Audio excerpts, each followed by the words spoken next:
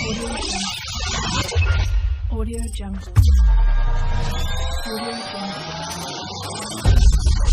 Audio Jungle.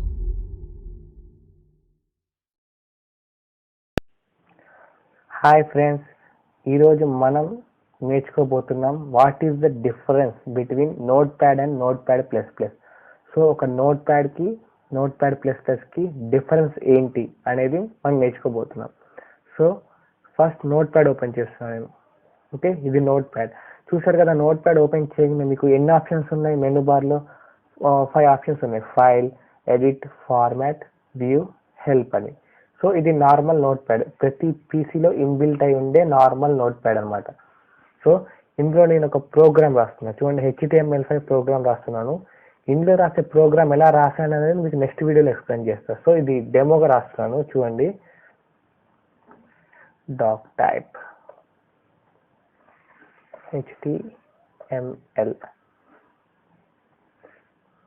Okay, HTML.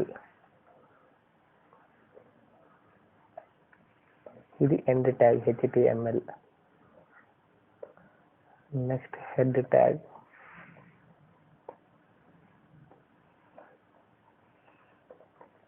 Head end tag.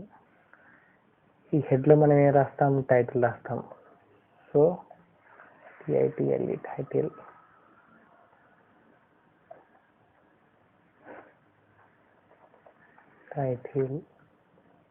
Title ఏమి ఇస్తున్నాను నేను? Web page. Okay, next head కింద body tag ఉంటుంది. Body tag BODY, body. Next body close tag completed.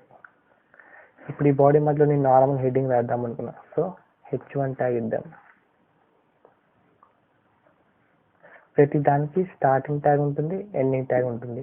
So మీరు జాగ్రత్త చూసుకోవాలి, లేకపోతే కోడ్ మొత్తం ఎర్రర్ అవుతుంది. హెడ్డింగ్ అని ఇస్తున్నా, HADIN హెడ్డింగ్. నెక్స్ట్ పారాగ్రాఫ్ రాస్తున్నాం. సో P ట్యాగ్ ఇవ్వాలి.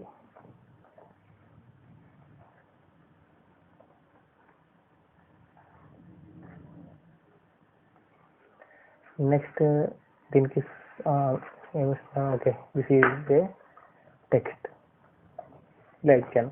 సో మీరు ఇలా రాసుకుంటూ పోతే ఒక పేజ్ మొత్తం రాసేయచ్చు. కానీ వాట్ ఈస్ ద డిఫరెన్స్ అనేది మీకు చూడాలి కదా. సో ఇప్పుడు నోట్ ప్యాడ్లో అయితే ఇలా వచ్చింది, మన నోట్ ప్యాడ్ ప్లస్ ప్లస్లో ఇలా వస్తుంది. సో నేను వాడేది Windows 7 OS అనేది. సో ఈ నోట్ ప్యాడ్ ప్లస్ ప్లస్ అనేది Windows 8కి Windows 10కి కూడా వస్తుంది. చూసుకోండి, మీరు మీ OS పట్టేసి మీరు డౌన్లోడ్ చేసుకోండి. నెక్స్ట్ నోట్ ప్యాడ్ ప్లస్ ప్లస్లో ఇదే కోడ్ రాస్తే ఇలా ఉంటుంది. సో దీని మొత్తాన్ని నేను కాపీ చేస్తున్నా. ఇది నోట్ ప్యాడ్ ప్లస్ ప్లస్. చూసారు కదా, ఈ నోట్ ప్యాడ్ ప్లస్ ప్లస్లో మీకు సో మెనీ ఆప్షన్స్ ఉన్నాయన్నమాట. సో మెనీ ఆప్షన్స్ ఉన్నాయి. చూసారు కదా, మెనూ బార్లో చాలా ఆప్షన్స్ ఉన్నాయి, చాలా టైప్స్ ఉన్నాయి. ఫస్ట్ మీరు రాసేటప్పుడే లాంగ్వేజ్ సెలెక్ట్ చేసుకోవాలి. లాంగ్వేజ్ అని చెప్పేసి మనం రాసేది HTML లాంగ్వేజ్ అయితే ఇక్కడ హెచ్లోకి వెళ్ళి HTML అనేది సెలెక్ట్ చేసుకోవాలి. ఇలా సెలెక్ట్ చేసుకున్న తర్వాత నేను అక్కడ కోడ్ రాశాను కదా, అక్కడ రాసిన కోడ్ కాపీ చేశాను. సో ఇక్కడ పేస్ట్ చేస్తున్నాను. చూసారు కదా, డిఫరెంట్ టైప్స్ ఆఫ్ కలర్స్ వస్తున్నాయి. అక్కడ మీకు కలర్ ఇండికేషన్ లేదు. అలా కలర్ ఇండికేషన్ లేకపోతే ఏమవుతుంది? మీరు రాసేటప్పుడు ఎర్రర్ వస్తుందో రాదో మీకు అర్థం కాదు. అదే నోట్ ప్యాడ్ ప్లస్ ప్లస్లో మీకు కలర్ చూపిస్తుంది అనమాట. ఒకవేళ మీకు కలర్ అనేది కరెక్ట్గా రాకపోతే దాన్ని ఎర్రర్ వచ్చేస్తుంది. సో ఇలా మనం ఈ విధంగా నోట్ ప్యాడ్ ప్లస్ ప్లస్లో డిఫరెన్స్ అనేది ఇదనమాట. సో మీకు కలర్స్ అనేది చూపించదు నోట్ ప్యాడ్లో, డిఫాల్ట్గా పీసీలో ఉన్నది. సో అందుకే note pad plus plus use చేయడం బెటర్. సో నేను మీకు ట్యూటోరియల్స్ మొత్తం నోట్ ప్యాడ్ ప్లస్ ప్లస్లోనే ఎక్స్ప్లెయిన్ చేస్తాను. ఓకే, ఇదే ఈజీగా ఉంటుంది అండర్స్టాండ్ పర్పస్. సో ఇప్పుడు రాసిన డాక్యుమెంట్కి అవుట్పుట్ ఎలా వస్తుందో చూడంటే ఇక పైన రన్ బటన్ కనిపిస్తుంది కదా. సో రన్ బటన్, ఇది రన్ చేసే ముందు మనం సేవ్ చేద్దాం. Ctrl+S. ఒక నేమ్ ఇచ్చేస్తున్నా నేను. సో ఏం ఇస్తున్నా నేను? డెమో. ఓకే, చూడండి, సేవ్ యాజ్ టైప్ అని ఉంది కదా కింద. ఇది ఆల్రెడీ HTML ఎక్స్టెన్షన్తోనే సేవ్ అయిపోతుంది ఆటోమేటిక్గా. సో సేవ్ అని నొక్కేస్తున్నా. ఇప్పుడు రన్ చేద్దాం. Launch in chrome. ఇప్పుడు రన్ చేస్తే మీకు అది అవుట్పుట్ అనేది ఎలా వస్తుందో మీరు చూడొచ్చు.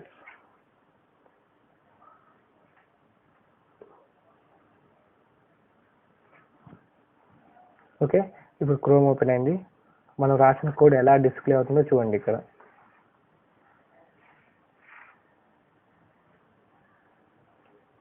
చూసారు కదా హెడ్డింగ్, ఇదేమో హెడ్డింగ్, ఇది వచ్చేసి heading and next this is the text రాసాం కదా. ఓకే, ఇప్పుడు ఇదే కోడ్ని మనం Notepad++లో సేవ్ చేసినా కూడా ఇదే విధంగా వస్తుంది. కాకపోతే అక్కడ ఎలా సేవ్ చేయాలనేది మేజర్ టాస్క్ అనమాట. సో Notepad++లో ఎలా సేవ్ చేయాలి, ఇప్పుడు నోట్ప్యాడ్లో ఎలా సేవ్ చేయాలి, ఫైల్లోకి వెళ్ళేసి సేవ్ నొక్కాలి. ఓకే, సేవ్ ఇక్కడ ఏం చేస్తాం, ఇందాక ఏం డెమో అని ఇచ్చాను, డెమో లేకపోతే దీనికి వేరే నేమ్ ఇద్దాం, వెబ్ పేజ్ అని ఇద్దాం, వెబ్ పేజ్. ఇది రాసిన తర్వాత .html అని మనం ఇవ్వాలి. ఇక్కడ డిఫాల్ట్గా అయితే టెక్స్ట్ అని ఉంటుంది. సో మనం .html ఎక్స్టెన్షన్ అని ఇవ్వాలి అడిషనల్గా. ప్లస్ ఇక్కడ ఎన్కోడింగ్ అని కనిపిస్తుంది కదా, ఎన్కోడింగ్ UTF-8 అని ఇవ్వాలి. ఈ UTF-8 అంటే ఏంటి, అసలు ఎన్కోడింగ్ అంటే అనేది మీకు నెక్స్ట్ వీడియోలో చెప్తాను నేను. సో ప్రస్తుతానికైతే వినండి, UTF-8 అనే ఎన్కోడింగ్ ఇచ్చేసి సేవ్ నొక్కాలి. ఇలా మనం సేవ్ చేసుకోవాలన్నమాట. సో ఇక్కడ ఏంటంటే టైం టేకింగ్ ప్రాసెస్. ఇక్కడ స్టార్టింగ్ ట్యాగ్ నొక్కాలి, ఎండింగ్ ట్యాగ్ నొక్కాలి, చాలా టైం టేకింగ్ ప్రాసెస్. కానీ అదే Notepad++లో అయితే ఆటోమేటిక్గా స్టార్టింగ్ ట్యాగ్, ఎండింగ్ ట్యాగ్ వస్తుంది. మీకు ఎగ్జాంపుల్ చెప్తే చూడండి, హెడ్ పార్ట్ వరకు నేను డిలీట్ చేసి మీకు చూపిస్తాను. సో హెడ్ పార్ట్ రాస్తున్నాను, HEAD హెడ్. చూసారు కదా ఆటోమేటిక్గా ఈ యారో మార్క్ ట్యాగ్ నొక్కగానే ఎండింగ్ ట్యాగ్ కూడా వచ్చేసింది. సో అలా ఈజీ అయిపోద్ది అనమాట మనకి ప్రాసెస్ అనేది. సో టైటిల్ రాస్తున్నాను నేను, TITL టైటిల్ ట్యాగ్ ఇచ్చేసాను. ఇప్పుడు చూడండి ఆటోమేటిక్గా అదే వస్తుంది, ఎండింగ్ ట్యాగ్ కూడా. సో ఈ టైటిల్లో నేను నార్మల్గా వెబ్ పేజ్, ఇట్లా మీకు ఎలా కావాలంటే అలా మన వీల్ని పట్టేసి మనం చూసుకోవచ్చు. Okay, thank you friends. Next వీడియోలో నేను మీకు HTML ట్యూటోరియల్ స్టార్ట్ చేస్తాను. Okay, thank you very much.